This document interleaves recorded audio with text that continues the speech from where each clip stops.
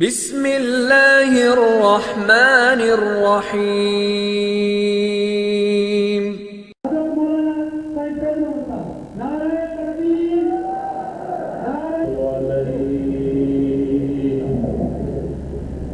ونعوذ بالله من شرور أنفسنا ومن سيئات أعمالنا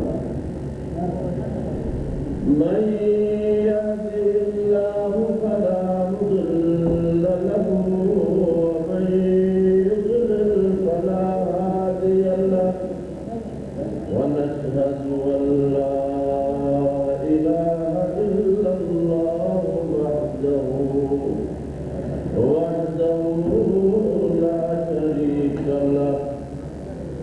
لا شريك له ولا وزير له ولا نذير له ونشهد أن سيدنا ومحبوبنا ومرشدنا محمدا عبده ورسوله أما بعد فأعوذ بالله من الشيطان الرجيم بسم الله الرحمن الرحيم إن الله وملائكته يصلون على النبي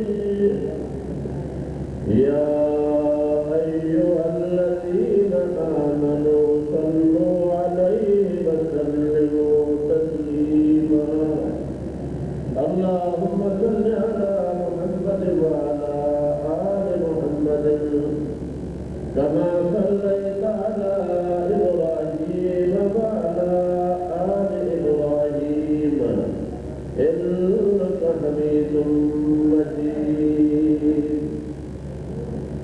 وقال الله تبارك وتعالى في مكان آخر أعوذ بالله من الشيطان الرجيم بسم الله الرحمن الرحيم إن الدين عند الله الإسلام صدق الله العظيم وقال النبي صلى الله عليه وسلم خيركم من تعلم القرآن وعلمه أو كما قال صلى الله عليه وسلم وقال النبي صلى الله عليه وسلم من أحيا سنتي نقص على أمتي وله أجر 100 شهيد أو كما قال صلى الله عليه وسلم حضرات علماء کرام اور دیگر معزز حاضرین مسجد اسٹیج پہ موجود جو مہمان ہیں بلوچستان کے وزیر اقلیت سے پرکاش یا دوسرے مہمان یہ آپ کی اور ہماری نیک بختی ہے سعادت ہے سیرت نبی کے جلسے میں ہم سب ایک جگہ رہتے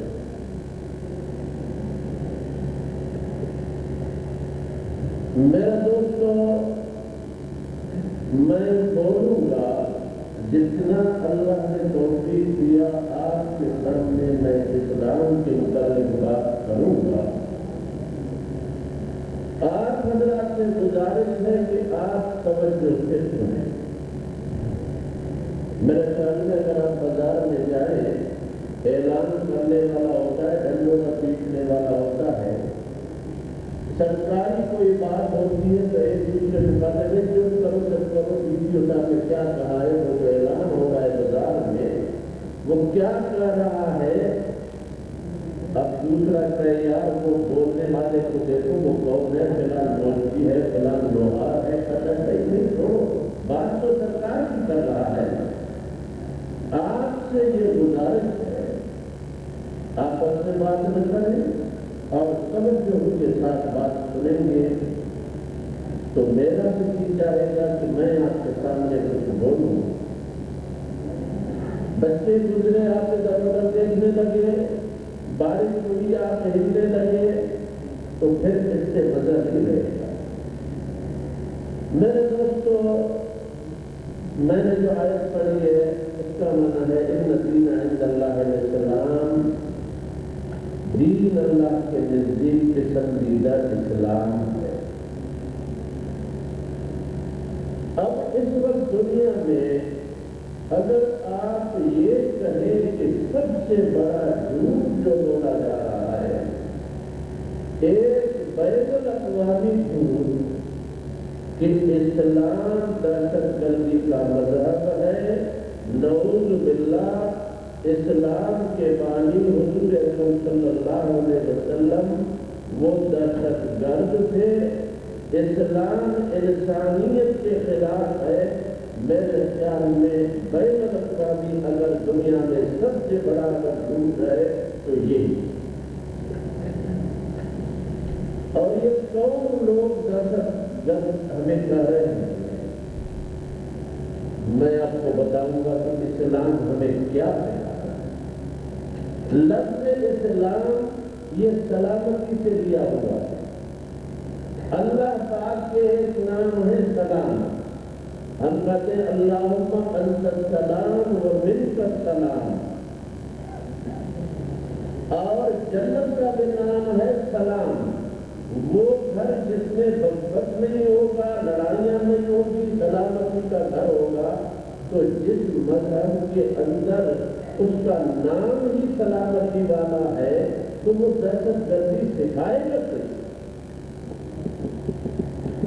ہم تاریخ سے ثابت کر سکتے ہیں, گزشتہ تاریخ سے, موجودہ واقعات سے, کہ اسلام جہاں مکمل اپنے نظام کے ساتھ رہا ہے دنیا میں اس نے امن قائم کیا ہے. ہاں اسلام پر ظلم ہوا ہے, اسلام والوں پر ظلم ہوا ہے. اسلامی جو ملک ہوتا ہے اس کے شہری جو ہیں بحیثیت سے ایک ملک کے باشندے کے سارے برابر, مذہبی اعتبار سے یا تو مسلمانوں کا جو مملکت ہے اس کے اندر اقلیت والے رہتے ہوں. اب اقلیت کے اندر ہندو برادری میں ہے, عیسائی میں ہے, یہودی میں ہے, پارسی میں ہے, دوسرے جو دنیا کے مذاہب ہیں, اگر اسلامی حکومت کے اندر وہ رہتے ہیں تو ایک عربی لفظ ہے, اس کے لیے لفظ بولتے ہیں ذمی کا, ذالین یا ذمی, یہ ذمی کا لفظ. تو ذمی کے معنی یہ ہوتے ہیں کہ وہ اقلیت جو اسلامی مملکت میں رہے, اسلامی حکومت والوں کی ذمہ داری ہے سربراہ مملکت سے لے کر ایک چپراسی تک ان کو کوئی تکلیف نہ دے. جو غیر مسلم اسلامی مملکت کے اندر رہتا ہے اور اس کی نیشنلٹی یہاں کی ہے, جنسیت یہاں کی ہے, اس کا شناختی کارڈ ہمارے ملک کا ہے, اس کو عربی میں بولتے ہیں ذمی. یہ اللہ اور اس کے رسول کے ذمے میں آتے تھے, اور جس ملک میں ہوں گے جب یہ اللہ کے ذمے ہے تو ہر مسلمان کی ذمہ داری ہے وہ جس کی نسبت بھی کی ہے ان کو کوئی تکلیف دینے کی اجازت. حضرت علی رضی اللہ تعالیٰ عنہ کا قول ہے کہ دماؤں کا دمائنا, اموالوں کا اموالنا, آرادوں کا آرادنا. ان اقلیتوں کا خون جیسے ایک مسلمان کا خون محترم ہے, اس غیر مسلم اقلیت کا خون اسی طرح محترم ہے. اور اس کا مال جیسے مسلمان کے مال کی چوری کی جو سزا ہے اسلام کے اندر, غیر مسلم کے مال کی چوری کرے گا اس کی سزا میں پوری ہے.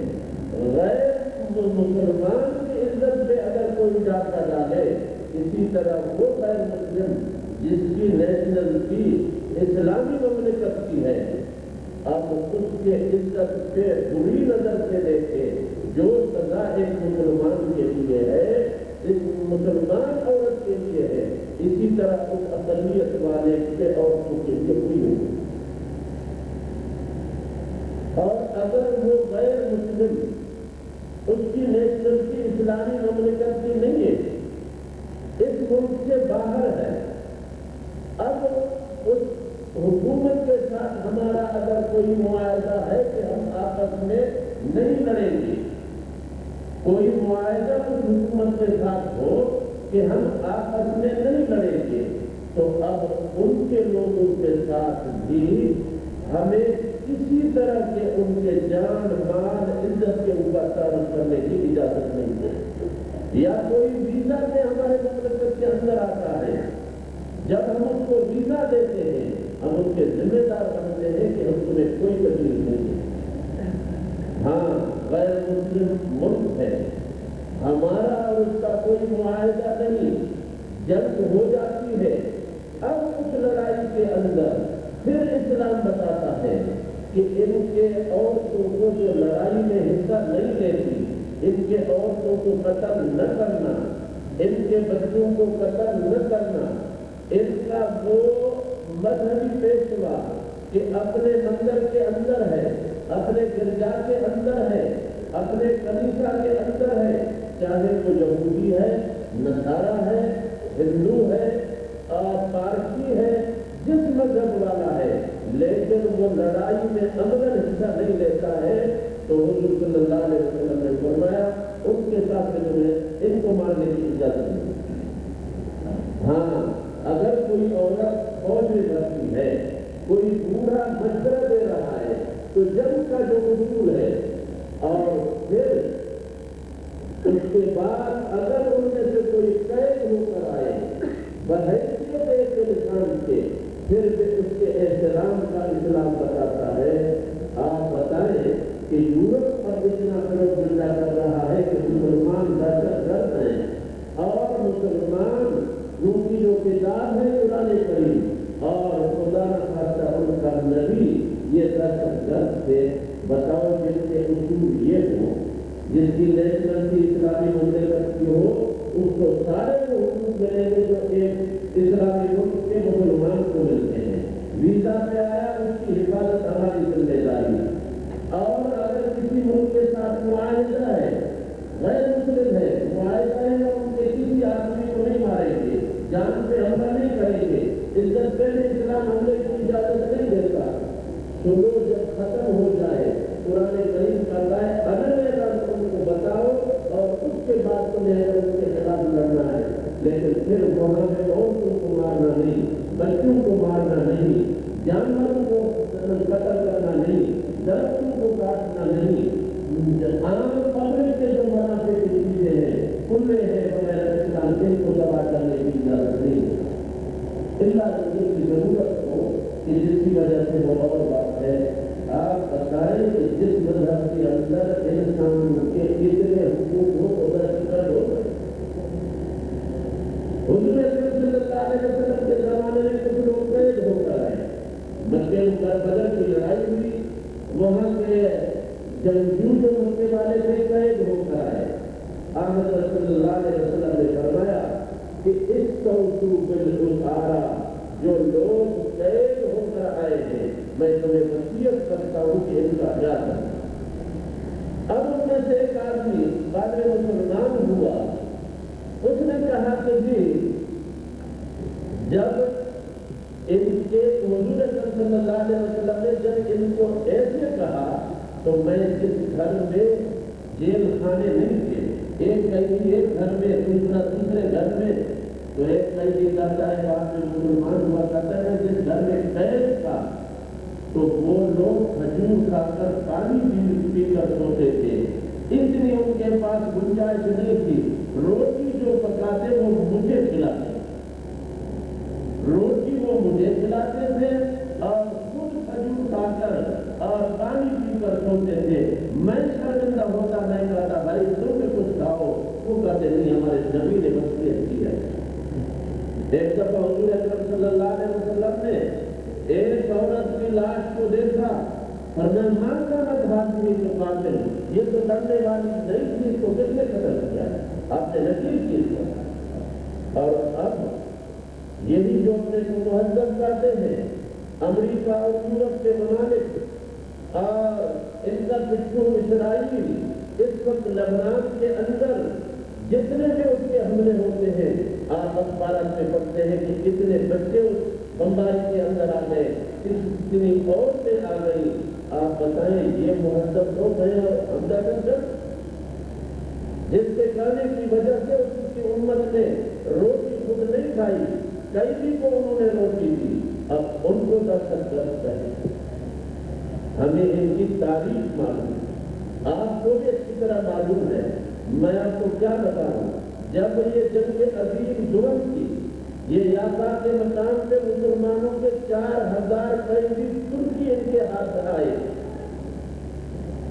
جب یہ قیدی آئے، ایک دن سب کو کھڑا کر دیا شوٹ کرنے کے لیے۔ انہوں نے پوچھا بھائی کیا ہے؟ قیدیوں کے بھی تو حقوق ہوتے ہیں، ہمیں کیوں قتل کرتے ہو؟ انہوں نے کہا ہم تمہیں اس لیے قتل کرتے ہیں کہ ہمارے پاس کھانے کے لیے اتنا راشن نہیں ہے کہ ہم بھی کھائیں اور تمہیں کھلائیں، اس وجہ سے ہم تمہیں قتل کرتے ہیں۔ یا تو وہ ہمیں اصول بتایا گیا کہ خود بھوکے سوئیں اور قیدی کو کھلائیں، یا یہ ہے کہ 4000 انسانوں کو ایک جگہ پہ انہوں نے قتل کیا۔ یہ جنگ عظیم جرم جب ختم، آپ تعجب کریں گے کہ انہوں نے جرمن کے ایک آدمی کو کہا، ٹیم بنائی اور اس کا سربراہ جرمن کے ایک آدمی تھا، اس کو کہا کہ یہ اندازہ لگاؤ کتنا نقصان ہوا ان 2 لڑائی۔ جنگ عظیم اول اور دوم کے بعد انہوں نے کہا یہ حساب لگاؤ کہ کتنا خرچہ۔ اب اس نے جو رپورٹ تیار کی، 6.5 کروڑ آدمی اس نے کہا کہ اس لڑائی کے اندر قتل کی۔ یہ یورپ جو اپنے کو مہذب کرتے ہیں، مسلمانوں کو دہشت گرد کرتے ہیں، 6.5 کروڑ آدمی آپ کسی میدان پہ کھڑا کرے، پھر آپ کو پتہ لگے گا کہ وہ کتنے، اور 15 کروڑ مکانات تباہ ہوئے۔ 15 کروڑ مکانات جن میں وہ لوگ رہتے تھے، ایک حویلی کے اندر 2-3 فیملیاں تو رہتی ہوں گی، اور اتنے انہوں نے تباہی کی، اور یہ مہذب بنے ہوئے ہیں اور اسلام کو یہ دہشت گرد کر۔ اور پھر اس نے جو خرچہ اس پہ ہوا، یہ آدمی جتنے مرے، مکان کتنے تباہ ہوئے، اور تیسرے نمبر پہ انہوں نے کہا اس پہ جو پیسہ خرچ ہوا ہے اس کا انہوں نے حساب لگایا۔ اس وقت دنیا کی آبادی 2.50 کروڑ تھی، تو انہوں نے اپنے رپورٹ میں کہا کہ اتنا پیسہ خرچ ہوا ہے، اگر ان آدمیوں پہ ان پیسوں کو تقسیم کیا جاتا 2.50 کروڑ پر، اس پر اگر یہ پیسہ خرچ کیا جاتا تو فی آدمی 150 سال کے لیے کافی ہوتا۔ اس جنگ میں یورپ والوں نے جو پیسہ اپنا جوڑا اور جتنا خرچ کیا، اس کی رپورٹ موجود ہے کہ اتنا پیسہ انہوں نے خرچ کیا کہ اگر اس پیسے کو اس زمانے کے لوگوں سے تقسیم کیا جاتا، ہر آدمی کو مہینے کے 250 آتے اور 100 سال کے لیے ان لوگوں کے خرچ کے لیے کافی، اور یہ مہذب بنے۔ تو میرے دوستوں، اسلام میں نے عرض کیا کہ سلامتی کا ہے، اور میں اگر اس سے ذرا آگے آپ کے سامنے عرض کروں کہ دہشت گردی کوئی مذہب نہیں سکھا۔ اب ہندو برادری والے بیٹھتے ہیں ہمارے ساتھ، اگر آپ ان سے پوچھیں کہ ایک جانور کو ذبح کرنا جائز ہے، پرندے کو مارنا جائز ہے، ان کا نہیں ہے۔ ان کا مذہب جاندار کو قتل کرنے کی اجازت نہیں دیتا، لیکن آپ انڈیا میں دیکھیں کیا حال ہو رہا ہے۔ اور عیسائی جو اپنے کو مہذب کرتے ہیں اور وہ کہتے ہیں کہ عیسیٰ علیہ السلام کی تعلیمات پہ ہم عمل کرتے ہیں۔ ابھی آپ انجیل نکال کے دیکھیں کہ سیدنا عیسیٰ علیہ السلام کا وہ قول صحیح ہے یا غلط ہے، مجھے اس سے بات نہیں ہے، لیکن طرف بات نسبت کی ہے. عیسیٰ علیہ السلام کو کہا کوئی تیرا کتا لینا چاہے تو تیری چادر کھینچے تو وہ جمعہ سے اس کو نکال کے دے دو. جو تمہارے بدن پہ ہے ایک چیز تمہارے سینا چاہے تو دوسری چیز اس کو دے دو. اگر تمہارے ایک گال میں تھپڑ مارے تو دوسرا گال اس کے آگے کرو. مسیح کی تو تعلیمات یہ ہے. آپ بتائیں یہ اسلام کے اندر کیا ہے؟ حضور اکرم صلی اللہ علیہ وسلم نے فرمایا المسلم من سلم المسلمون من یده و لسانه او کما قال صلی اللہ علیہ وسلم. مسلمان حقیقی وہ ہے کہ اس کے ہاتھ سے مسلمان محفوظ رہے, اس کے زبان سے مسلمان محفوظ رہے. اب ہم بتائیں کہ مسلمان اپنے مذہب پہ عمل ہے یا دوسرے مذاہب والے ہیں ان کو عمل ہے؟ عمل کوئی نہیں. اور پھر بدنام مذہب کو کیا جاتا ہے اور مذہب کے اندر اسلام کے خلاف یورپ بڑا پروپیگنڈا کر رہا ہے. اور اس کی وجہ میں آپ کو بتاؤں, اللہ نے یہ خاصیت رکھی ہے اسلام کے اندر کہ یورپ والوں کے یہاں اخلاق نہیں رہا. آپ تعجب کریں گے کہ یہ عورتوں کے حقوق کی بات کرتے ہیں, ان کی عورتیں کرنے پر چلاتی ہیں, یہ جو نہیں بچانے ہوئے یہ عورتیں چلاتی ہیں, اپنا گزارا کرتی ہیں اور پھر نئے ہو کر کے جاتے نہیں. اب وہاں سے شروع کو پھر اپنے سفر پہ ہے. اب یہ عورت کے حقوق کے محافظ ہیں اور ہمیں کہتے ہیں کہ اور پر اسلام کے اندر ضرور یہ کسی پہ میں نے عرض کیا کہ ہم قیدیوں کے کتنے مہربان. ایک غیر مسلم ہمارے ملک میں رہتا ہے اس پر اسلام کتنا مہربان. عورتوں کے متعلق اسلام یہ کہتا ہے کہ بیٹی ہے آپ کی, عورت آپ بچی ہے, چھوٹی ہے, تو حضور صلی اللہ علیہ وسلم نے فرمایا کہ من آل جاریت نہیں, اگر کسی کی دو بچیاں ہوں, چھوٹی بچیاں اور ان کو علم نے سکھایا اور ادب نے سکھایا, جب یہ بڑی ہوئی بڑی ہونے کے بعد پھر ان کی کہیں مناسب جگہ سے اس نے شادی کرائی, قیامت کے دن ایسا مسلمان میرے ساتھ یوں کھڑا. اب عورتوں کے حقوق کے لیے جس نبی نے اتنا کہا ہو, بچیاں میں کچھ تھی اور یہ بتایا کہ دو بچیاں ہوں, بیٹے کے اوپر ترجیح نہ دے. اور علماء نے مسئلہ لکھا ہے, آپ نے ویسے سنا ہے کہ باپ مر جائے, دو حصے بیٹے کے, ایک حصہ بیٹے کا. آپ نے کب سنا ہوگا یہ آنا ہوگا آنے والا, کیونکہ بلوچ ہے یا بلوچ گلبت میں بلوچ, گبور میں بلوچ, یہ سارے جو بلوچ ہیں یہ تو کہتے ہیں کہ عورت کو کیا حصہ دے گی, عورت کو ہم کیا حصہ دیں گے. ٹھیک ہے بھائی دیکھ لو, لیکن میں آپ کو حضور اکرم صلی اللہ علیہ وسلم کی ایک حدیث سناتا ہوں. آن صلی اللہ علیہ وسلم نے فرمایا من قطع میرا سوارثی قطع اللہ میراثہ من الجنہ. جو اپنے وارث کے میراث کو جو اس کو ملنا ہے نہیں دیتا, میں اللہ جنت میں جو اس کا حصہ ہے میں اللہ کاٹ دوں گا. ٹھیک ہے, تو مرنے کے بعد ہمیں سے لڑکے لے جائیں گے, لیکن جو لڑکیوں کا حق ہے, میں نے جو بات آپ کے سامنے رکھی کہ اسلام رحمت ہے, دہشت گردی کا مذہب نہیں. اقلیتوں میں بھی اس کے اندر حقوق ہیں. عورت جو کمزور صرف ہے, یورپ اتنا فروغ کر رہا ہے کہ اسلام کے اندر عورتوں سے ظلم ہو رہا ہے. میں نے کہا کہ حضور صلی اللہ علیہ وسلم نے فرمایا دو بچیاں, تین بچیاں ہو, ان کو علمہ ہونا و ادب ہونا, علم سے سکھائے, ادب سے سکھائے, پھر ان کی شادی کرائے تو قیامت میں میرے ساتھ اس طرح ہو. آپ تعجب کریں گے جس معاشرے میں حضور صلی اللہ علیہ وسلم تشریف لائے, عرب کے وہ لوگ تھے کہ جب بچہ جلنے کا ٹائم ہوتا ہے کائی کے کنارے پہ عورت کو بٹھا دے, ادھر دیکھو دوسری عورت ہوتی. اگر بچہ پیدا ہوا, لڑکا پیدا ہوا, سارے قبیلے نہیں, کچھ قبیلے ان میں سے تھے, اگر لڑکا پیدا ہوا تو بس ٹھیک, نہیں تو اس کو کھائی میں نیچے گرا دو اور واپس آ جاؤ, پھر ہمارے گھر کے اندر آؤ, بچی کی اتنی ان کے اندر. لیکن حضور اکرم صلی اللہ علیہ وسلم جب تشریف لائے اور فرمائے ان سب کا درجہ لڑکا اور لڑکی، ان کا احترام اور ان کی قدردانی، ان کی عزت ایک طرح کی کرو.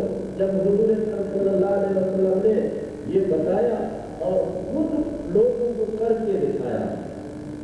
نماز آپ پڑھتے ہیں، نماز کے متعلق بھائی اس طرف توجہ کریں، جو حضرات آتے ہیں ان کا مانیں گے. درود شریف پڑھیں. اللہم صلی علی محمد وعلی آل محمد کما صلیت علی ابراہیم وعلی آل ابراہیم انک حمید مجید. نماز حضور صلی اللہ علیہ وسلم نے فرمایا صلاۃ معراج المومنین، نماز مومنوں کے لیے معراج ہے. جیسے حضور صلی اللہ علیہ وسلم نے اللہ تعالیٰ کی زیارت کی معراج کے رات مومن جب نماز پڑھتا ہے گویا کہ خدا کے سامنے کھڑا ہے. آپ کی ایک نوازی حضور صلی اللہ علیہ وسلم کی نوازی ہے، لوگوں کے سامنے چھوٹی سی بچی ہے. حضور اکرم صلی اللہ علیہ وسلم کو اٹھا کے کندھے پہ رکھتے ہیں اور نماز میں کھڑے ہیں. سبحانک اللہم و بحمدک الحمدللہ رب العالمین قل هو اللہ احد. پھر رکوع کو جب جاتے ہیں پھر بچی کو اتار کے رکھتے ہیں. یہ وہ عرب کی بچی کو جلنے کے وقت کھائی کے کنارے پہ عورت جلے بچی ہے تو اس کو کھڈے کے اندر گرا دو، اس کو لوگوں کے سامنے کندھے پہ رکھ کے آپ حضرت صلی اللہ علیہ وسلم لوگوں کو دکھانے کے لیے کہ اس کا بھی ایک مقام ہے. جتنی عزت اسلام نے عورت کو دی ہے. آپ حج کے لیے گئے ہیں، کعبۃ اللہ کا آپ لوگ طواف کرتے ہیں، کتنے چکر لگاتے ہیں؟ حاجی لوگ ہوں گے آپ کے اندر 7 چکر لگاتے ہیں. اور صفا مروا میں جات دوڑتے ہیں، اچھا وہ بھی چکر لگاتے ہیں. وہ بنایا ہوا ہے ابراہیم علیہ السلام نے بنایا کھانا کھانا، ایک نبی کا اور مرد کا بنایا ہوا ہے. وہاں سے ہم 7 چکر لگاتے ہیں. اور بیوی حاجرہ اپنے بچے کے غم میں اسماعیل کو وہاں رکھی تھی اس نے. اب وہ زور کے ساتھ بتا اس پہاڑ پہ اس پہاڑ پہ جاتی ہے. آج تک اسلام کے اندر ہم ان پہاڑوں کے درمیان چکر لگاتے ہیں. تو اب اسلام کے اندر یہ عورت کا مقام نہیں تو کیا؟ یعنی ایک عورت ہے، اس کا عمل ہے. اللہ نے اس عورت کے اس عمل کو اتنا پسند کیا کہ وہ 7 چکر حج کعبہ لگا. جب مسلمانوں کی فوجیں گئی مصر کے اندر داخل ہوئی، ان سے اسلام کے اندر یہ ہے کہ پہلے مذاکرت کرو کہ بھائی ہم مسلم کے لیے نہیں ہیں.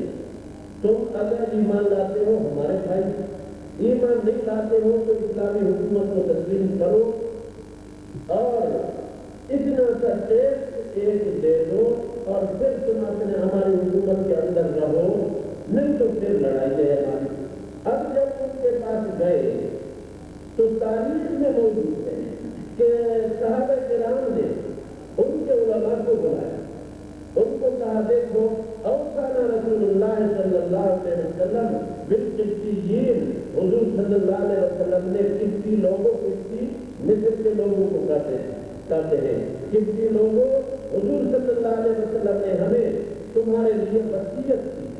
اوصانا رسول اللہ صلی اللہ علیہ وسلم، آپ نے فرمایا کہ ہماری دادی مائی حاجرہ مصر کی ہے، اس عورت کی وجہ سے میں تمہیں وصیت کرتا ہوں اگر مصر کو تم پتہ کرو تو وہاں کے لوگوں کے ساتھ اچھی طرح پیش آنا، تم ہمارے ساتھ لڑو نہیں، تم ٹھیک ہو. اب یہ نسل کسی کا مطلب ایسا کرے اس مذہب کے اندر کتنا ہو. کب ابراہیم علیہ السلام گزرے اور کب ان کی اولاد میں سے اسماعیل علیہ السلام 40 تک بعد میں نسلیں آتی ہیں، لیکن ایک عورت کے مقام کو اسلام کے اندر دیکھے حضور صلی اللہ علیہ وسلم فرماتے وہ مائی حاجرہ کی وجہ سے ان لوگوں کو تکلیف نہ دینا. اور یہ کہتے ہیں حضور صلی اللہ علیہ وسلم وصیت کر چکے ہیں. ہاں تاریخ اگر آپ اٹھائیں مسلمانوں سے ظلم ہوا ہے حضور اکرم صلی اللہ علیہ وسلم کی ذات پہ ظلم ہوا ہے. آمد صلی اللہ علیہ وسلم نے پھر بھی انسانیت کی ہمدردی کے لیے اپنے ان سب تکلیفوں کو آپ نے ایک طرف رکھ دیا ہے، لیکن انسانیت کے اندر امن قائم ہو، وہ اللہ کی طرف آ جائے، اس کے متعلق حضور اکرم صلی اللہ علیہ وسلم نے اس انداز میں پیش ہوئے ہیں لوگوں کے ساتھ. آپ حیران. ان کی لڑائی کے اندر حضور صلی اللہ علیہ وسلم زخمی ہیں، مکے والوں نے زخمی کیا ہے. اب اس خون کو صاف بھی فرما رہے ہیں اور فرماتے ہیں اللہم اہد قومی فإنہم لا یعلمون، اللہم اہد قومی فإنہم لا یعلمون. اے اللہ میری قوم کو ہدایت دو، بیچارے سمجھتے نہیں ہے. اگر انہوں نے مجھے مارا ہے، تکلیف دی ہے، مکے سے آ کر مدینے میں میرے اوپر حملہ کیا ہے، پھر بھی میری یہ دعا ہے اللہم اہد قومی فإنہم لا یعلمون. ابھی ہم نے سے کوئی ایسا کرے گا، مولوی صاحب کرے گا، پیری صاحب کرے گا، وڈیرا صاحب کرے گا کہ کوئی اس کو مارے اور پھر وہ یہ کہے کہ اللہم اہد قومی فإنہم لا یعلمون. اور یہی مکے والے لوگ تھے. حضور اکرم صلی اللہ علیہ وسلم کی بیٹی ہے بی بی زینب رضی اللہ تعالیٰ عنہ، مکے سے ہجرت کر کے مدینہ منورہ جا رہی ہے. مکے والوں کو پتہ لگا اور وہ حوض میں بیٹھی ہوئی ہے. جیسے کجاوا بولتے ہیں ہم اپنی زبان میں، عربی زبان میں آپ کیا بولتے ہیں؟ اس کے اوپر کجاوا رکھتے ہیں، کجاوا بولتے ہیں زندگی میں. اب اس کے اندر بیٹھی ہوئی ہے. مکے والوں نے دیکھا کہ محمد صلی اللہ علیہ وسلم کی لڑکی جا رہی ہے، یوں ہی چلی جا رہی ہے، ہمارے گلی سے کوئی تکلیف نہیں. ان لوگوں نے اس حوض کو گرایا، نیزہ مارا، وہ حوض نیچے آیا، بی بی صاحب گری، عمل کے ساتھ بھی بچہ گر گیا. اب آپ اپنے دل پہ ہاتھ رکھتے رہتے ہیں کہ کسی کے اولاد کے ساتھ یہ کتنا ظلم. اور ان لوگوں نے مکہ مکرمہ کے اندر حضور اکرم صلی اللہ علیہ وسلم کے خانوں کے اندر دیکھتی چڑی ہوئی ہے، گندگی ڈال کے چلے جاتے. آپ کو دکھا کر کسی لکڑی پہ اپنے ہمسائے کو کہتے یہ ہے ہمسائے کے حکم جو تم کر رہے ہیں. لیکن 8 سال کے بعد، ہجرت کے بعد، جب اللہ تعالیٰ نے فتح کا موقع دیا، مکے کے اوپر آپ آ رہے چڑھائی کر کے، تو آپ کا ایک صحابی ہے، جھنڈا انصار کا اس کے ہاتھ میں ہے. اس صحابی کے منہ سے نکلا. حضرت ابو سفیان کو دیکھا ایک جگہ بیٹھا ہوا تھا، تو اس کو جب دیکھا جھنڈا ہاتھ میں، جوش میں آ کر وہ کہتا ہے الیوم یوم الملحمہ. ابو سفیان آج پتہ لگے گا تمہیں، ٹکا بکی کرنے کا دن ہے، ہم تمہیں ٹکڑے ٹکڑے کر دیں گے، پتہ لگے گا. یہ لفظ جوش میں اس صحابی کے منہ سے نکلے تو کسی نے بتا دیا، ابو سفیان نے بتا دیا کہ آپ کا کمانڈر انصار کا بڑا جو ہے وہ اس طرح کہہ رہا ہے. آپ نے فرمایا نہیں، الیوم یوم الملحمہ. ابو سفیان آج رحم کرنے کا دن ہے، میں رحم کروں. آپ کو دیکھتے وہاں انہوں نے جا کر ادھر مارا ہے، خون بہہ رہا ہے. یہ وہ لوگ جس نے احد کے میدان میں حضور صلی اللہ علیہ وسلم کے چچا کے ناک کو بھی کاٹا ہے، کانوں کو بھی کاٹا ہے، گلے میں ہار ڈالا ہے، اس نے جگر کو پھاڑ کر اس نے دبایا بھی ہے. وہ عورت جو وہاں ہے، لیکن آج فرماتے ہیں الیوم یوم الملحمہ، آج رحم کا دن ہے. اور اس صحابی سے جھنڈا لے کر اس کے بیٹے کو دیا. دیکھا کہ میاں بڑے جوش میں ہیں اور مجھے تو رحم کرنا ہے ان لوگوں کے اوپر. تو میرے دوستوں، ہمارے نبی رام والے تھے، یہ یورپ والے بڑے ظالم ہیں، پروپگنڈا کر رہے ہیں، کوئی ایسی نہیں. کبھی کہتے ہیں علماء دہشت گرد، مولوی دہشت گرد ہے، طالب دہشت گرد ہے، مذہب کے اندر دہشت گردی ہے. میں نے عرض کیا مذہب یہ ہمیں سکھاتا ہے، کسی کا بھی مذہب ہو اس میں دہشت گردی مذہب کے اندر نہیں. طائف کے میدان میں حضور صلی اللہ علیہ وسلم گئے، واپسی ہوتی ہے، انہوں نے پتھر مارے. اب آپ پنڈلی دیکھیں، انہوں نے پتھر مارے تھے، یہاں سے خون نکلا، ہڈی ہے، تھوڑا سا گوشت ہے اور وہ خون بہ رہا ہے، موضوع کے اندر خون ہے. جبریل علیہ السلام آئے اور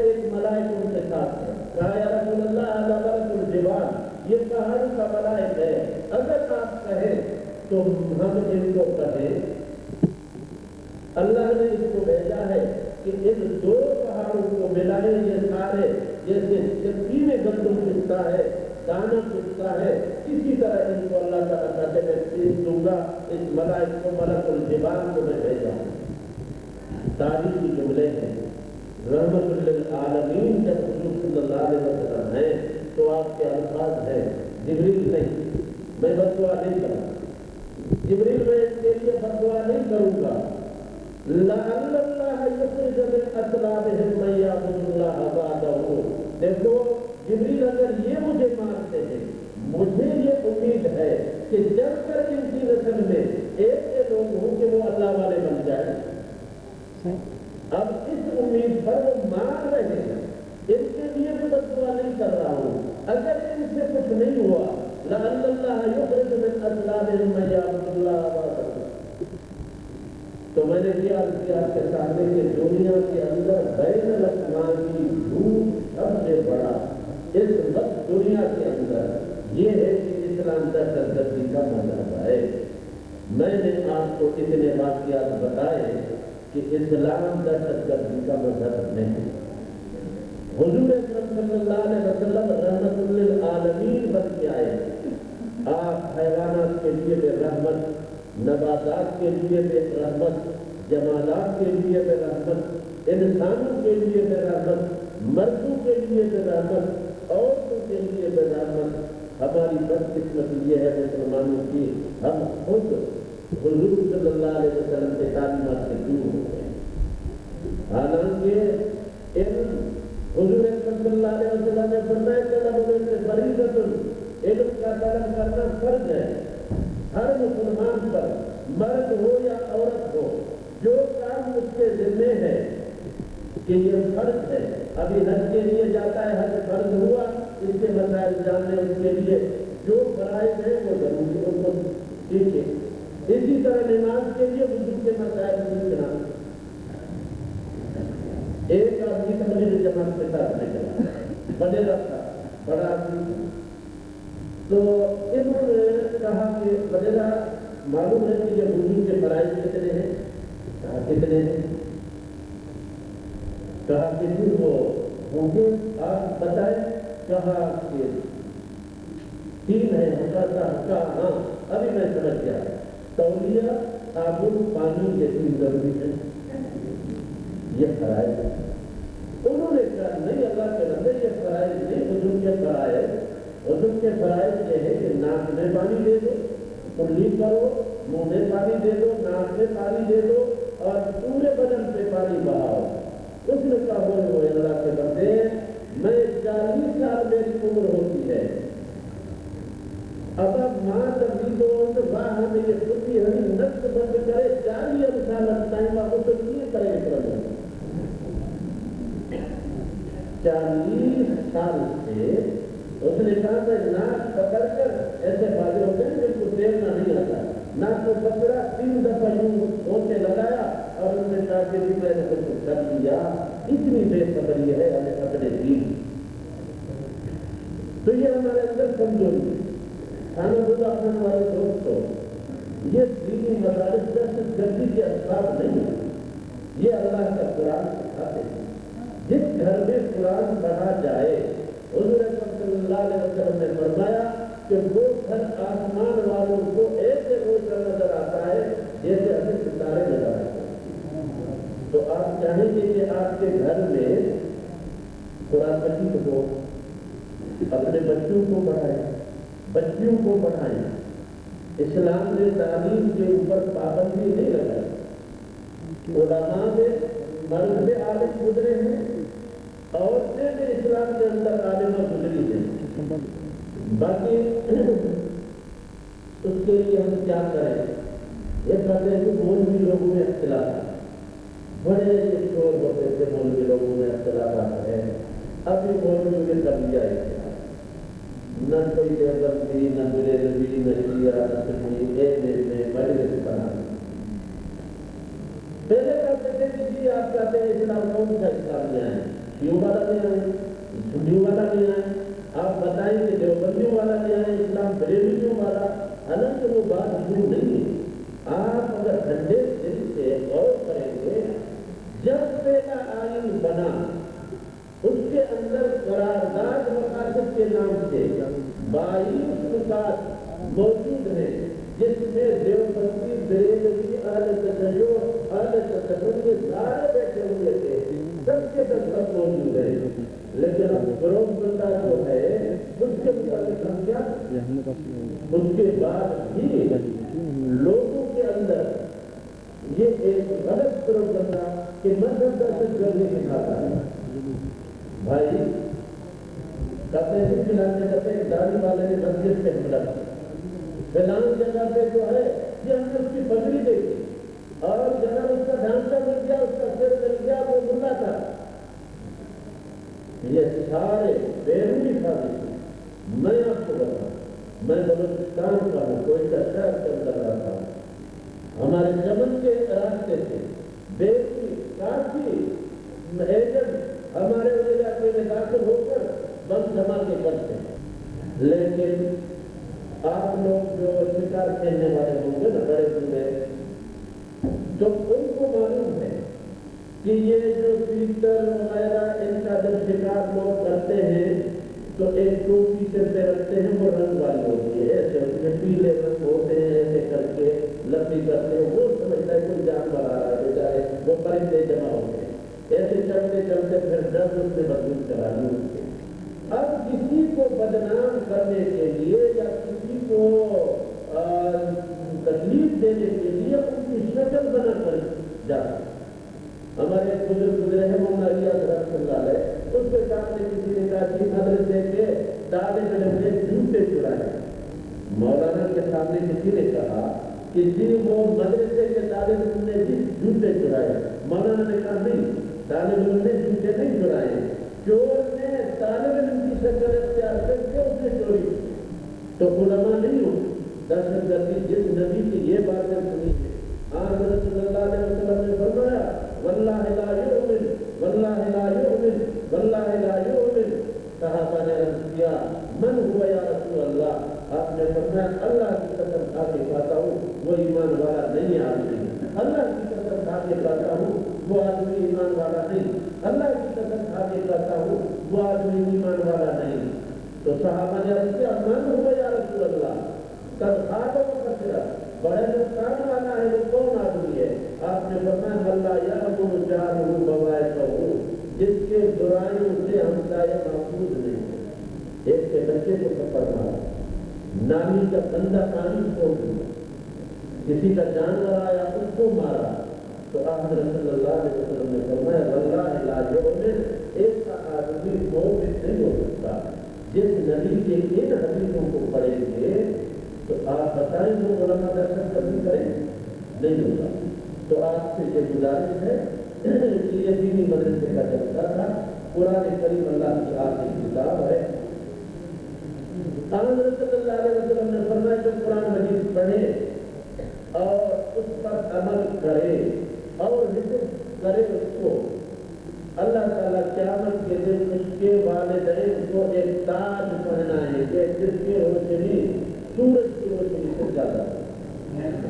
تو آپ حضرات سے گزارش ہے کہ علماء کے ساتھ آپ کا تعلق، اگر اسلام کے اندر یا علماء تنگ نظر ہوتے آپ تعجب ہوگا، آپ کہیں گے یہ کیسے بول دیا ہے، آئے ہیں اور جناب ہندو برادری دو کرسیوں پہ اس کے ساتھ بیٹھے ہوئے۔ تو میں نے ابھی آپ کے سامنے رکھا کہ جو ہمارے ملک کے اندر جاتے ہیں اسلام کے اندر ان کے حقوق ہمارے برابر ہیں، یہ ہم نے آپ کو دکھانے کے لیے جے پرکاش جمعیت کے طرف سے، جمعیت علماء اسلام کے طرف سے کھڑا تھا اور یہ الیکشن میں کامیاب ہے۔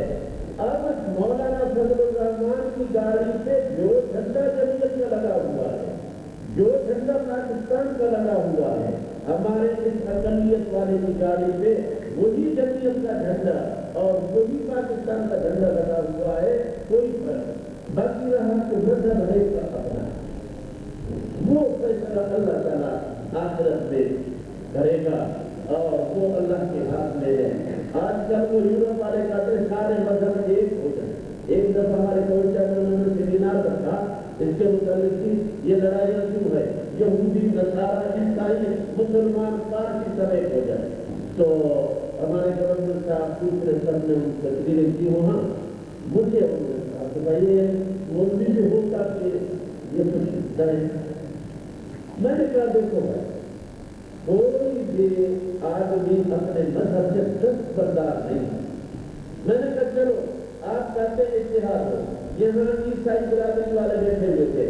میں نے کہا بھائی تم کن خدا مانتے ہیں؟ عیسیٰ علیہ السلام, آئی مریم اور روح القدس. اب بتاؤ ہم اتحاد کریں, ان میں سے تم کون سا چھوڑو گے؟ تو چھوڑو کا بھی اتحاد کریں. پارسی بیٹھے ہوئے تھے. میں نے کہا اچھا بھائی آپ بتائیں, آپ ایرمن اور یزدان کو مانتے ہیں دو خدا, آپ کون سا چھوڑیں گے؟ ہمارا تو ایک ہے, ایک پر آ کر پھر کوئی ظلم کر لیں گے, لیکن آپ اپنا چھوڑیں گے.